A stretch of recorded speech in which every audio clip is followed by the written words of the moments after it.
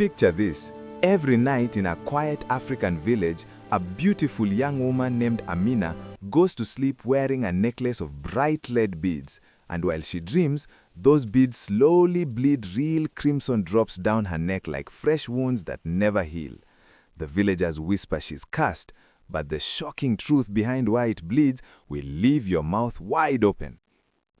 Once upon a time, in a small village called Kambiri, nestled between rolling green hills and a wide lazy river in the heart of Africa, life moved gently, like the breeze that stirred the tall maize stalks each morning.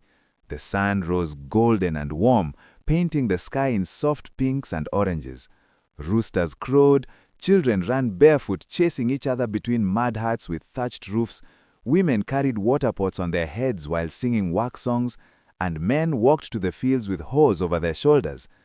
At night, the stars came out thick and bright, and families gathered around small fires to eat ugali and greens, laugh, argue, and most importantly, tell stories. Stories were the heartbeat of Kambiri. They explained why the river sang, why the moon hid during the day, why some animals were friends and others enemies. Among all the people of the village, one young woman stood out like a single bright flower in a field of green. Her name was Amina.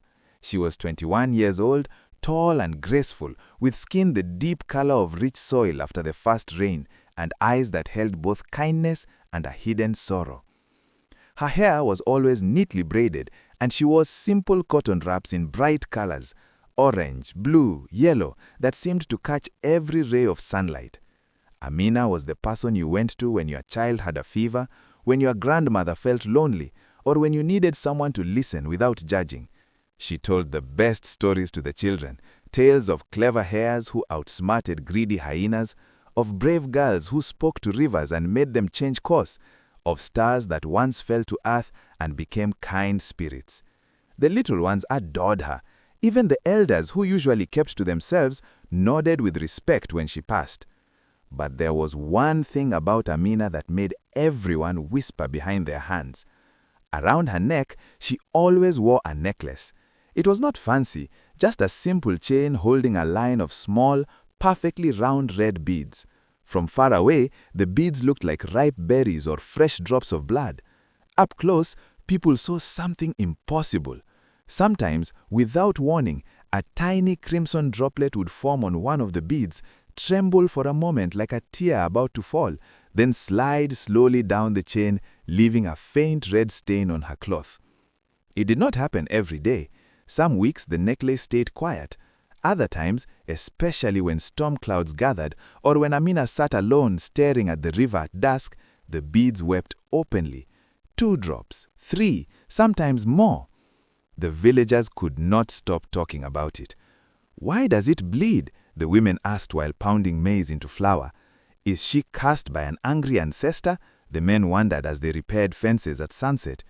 "Perhaps she made a bad promise to a spirit," the grandmothers murmured, shaking their heads.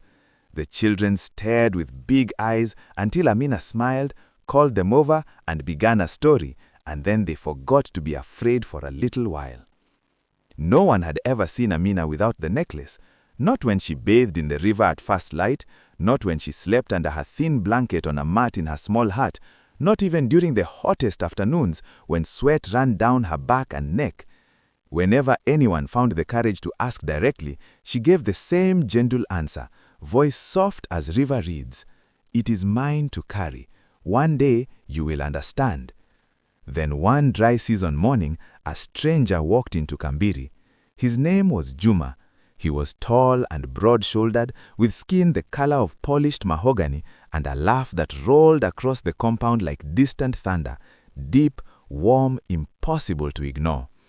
He carried a heavy sack slung over one shoulder, trade goods from far places, bright printed cloth from the coast, tiny glass beads that sparkled like captured stars, dried fish wrapped in banana leaves, small clay pots of golden honey.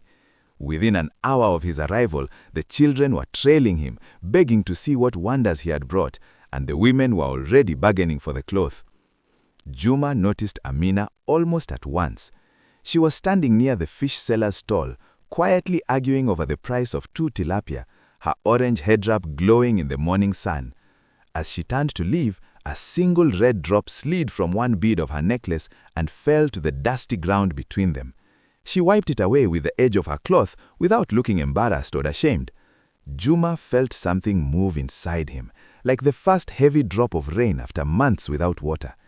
He asked Mama Nia, the old woman selling roasted groundnuts beside him, "Who is she?" Mama Nia answered, lowering her voice, "Amina, best heart in Kambiri, helps everyone.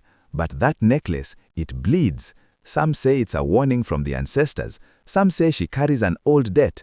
Best not to ask too many questions, young man." Juma smiled. "I've never been very good at following warnings." The next morning, he found her at the riverbank, kneeling to wash clothes in the shallow water.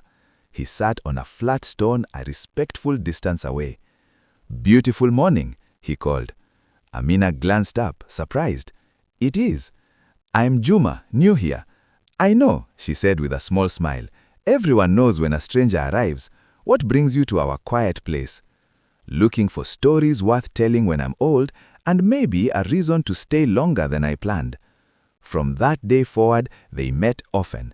Under the ancient baobab tree whose thick branches spread like protective arms over the village meeting place, beside the river at sunset when the water turned gold and pink, on quiet paths between tall maize fields where the wind made the leaves whisper secrets. Juma told her of deserts where the sand itself sang at night, of great lakes so wide you could not see the other side, of cities built on stilts above water, of mountains so tall their peaks wore white caps even in the hottest months. Amina listened with shining eyes and told him the oldest village tales, how the first river learned to flow by listening to the tears of a lonely mountain, why the moon hides during the day out of shyness, and how a small girl once tricked a greedy leopard into giving back stolen goats by asking it riddles it could not answer. They laughed together, they shared mangoes and roasted maize, they sat in comfortable silence watching the sun disappear behind the hills. But every time Juma's fingers brushed near the necklace, or every time he asked, gently, why the beads sometimes bled, Amina looked away or changed the subject. One evening, the sky burned deep orange and purple. They sat on the riverbank, feet in the cool water, fireflies beginning to wink in the growing dark. "Please," Juma said quietly, "I want to know all of you, even the parts that hurt." Amina stared at the rippling surface a long time. Finally, she spoke, voice barely above a whisper. "When I was 10 years old, my little brother Kofi became very sick. High fever, couldn't eat, couldn't speak. His skin was hot like cooking stones. Mother, her name was Zara, the best healer in 3 villages, tried every herb, every root, every prayer she knew. Nothing worked. Kofi was fading right before my eyes. I sat by his mat day and night, holding his small hand, begging him to stay." She paused, fingers tracing the red beads one by one. That same week, an old traveler came to Kambiri. His name was Mzee Baraka. He walked with a limp, carried a heavy sack that clinked with mysterious things, and eyes that seemed to see more than most people. At night, he sat by the fire and told stories about talking animals, about spirits who guarded hidden springs, about a powerful being deep in the forbidden forest called the Red Guardian. He said the Red Guardian could heal the dying, bring rain to dry fields, make barren women bear children, but only if someone brave enough came and made a true, unbreakable promise. Amina's voice trembled. I was only 10, but I was more afraid of losing Kofi than any forest or spirit. So that night, when the village slept, I took our old lantern, a small gourd of water, 2 pieces of roasted yam wrapped in a leaf, and I walked into the forest alone. Juma listened without moving, without breathing loudly. The path disappeared after a few minutes. Branches caught my dress like fingers trying to hold me back. I heard lions very close, their low growls rolling through the trees. Once, a huge male stepped onto the trail right in front of me. His mane was dark gold in the lantern light. His eyes burned like coals. I froze. My heart was so loud I thought he could hear it. I whispered, "Please, I only want to save my brother." He stared at me a long, long time. Then, I still don't know why, he turned and walked away into the shadows. She continued, describing the river that roared even though the rains had not come, its water black and full of crocodiles whose eyes glowed like small moons on the surface. She crossed on a floating log, balancing carefully, praying with every step. A crocodile lunged once, its jaws snapped shut inches from her ankle. She reached the other bank shaking, dress soaked but alive. Deeper in, thorns tore her arms and legs. She bled. She cried quietly, but she kept going. At last, she came to a clearing. In the center stood a huge rock the color of fresh blood. It pulsed with soft red light, like a giant heart beating under the ground. A voice boomed from everywhere and nowhere. "Who calls me?" Amina knelt. "I am Amina. My brother is dying. Please save him."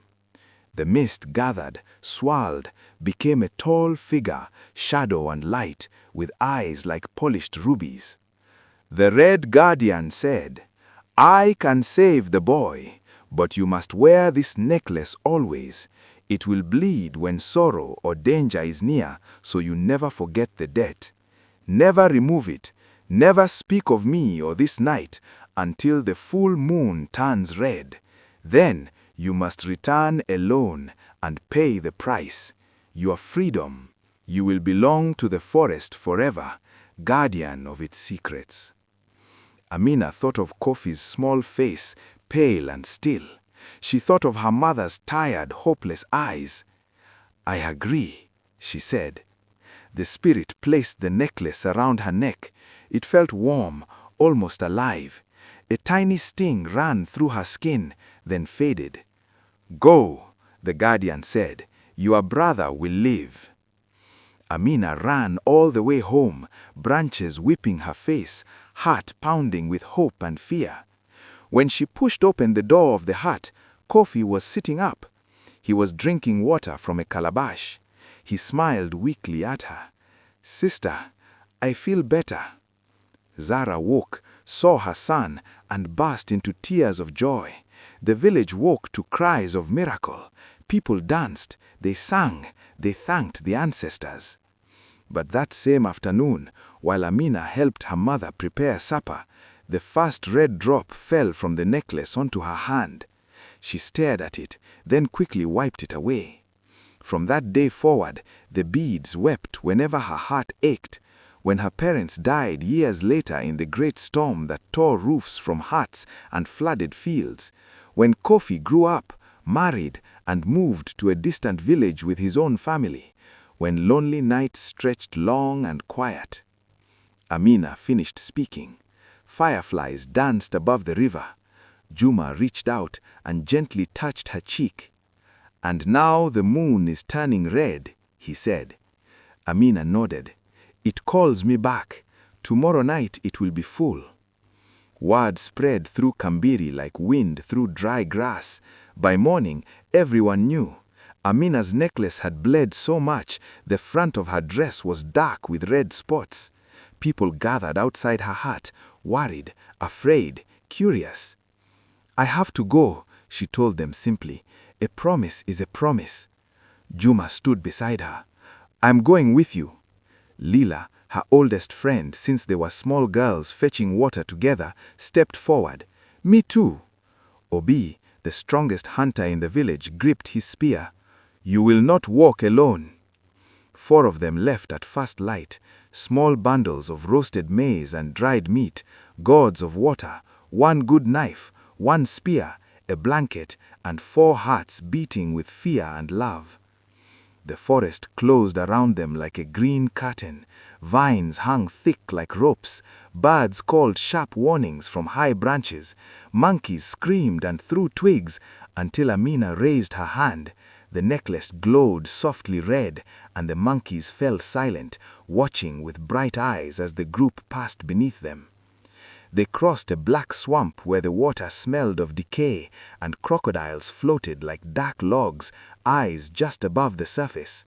Leela began to sing, an old song her grandmother taught her about friendship between people and animals. The water rippled. A huge hippo rose slowly, nostrils flaring, then lowered its broad back. One by one they climbed on, holding tight as the great beast carried them safely to the other side. Night fell hard and fast.